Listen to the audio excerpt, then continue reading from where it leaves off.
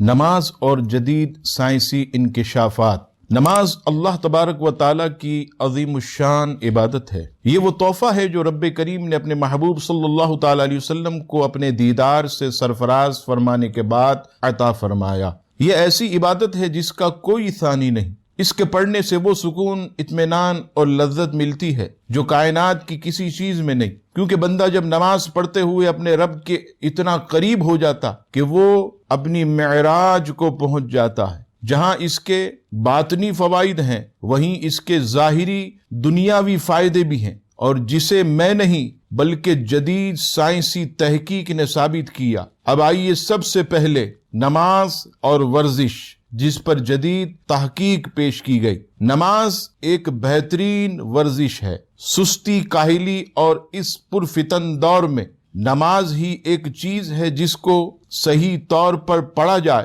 تو دنیا کی تمام دکھوں کا مداوع بن جاتا۔ نماز کی ورزشیں جہاں بیرونی اعضاء کی خوشنمائی و خوبصورتی کا ذریعہ ہیں، وہاں دل، گردے، جگر، پھیپھڑے، دماغ، آنتیں، معدہ، ریڑھ کی ہڈی، گردن، سینہ اور تمام قسم کے گلینڈرز کی نشوونما کرتی ہے۔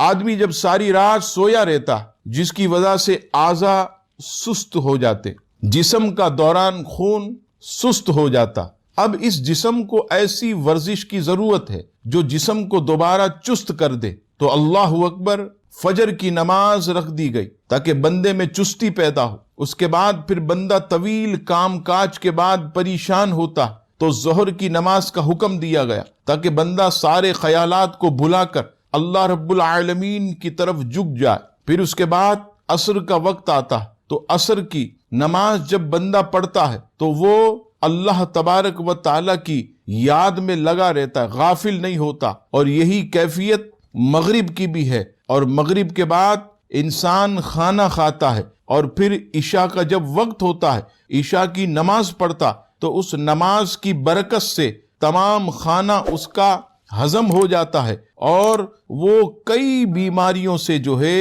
بچ جاتا ہے۔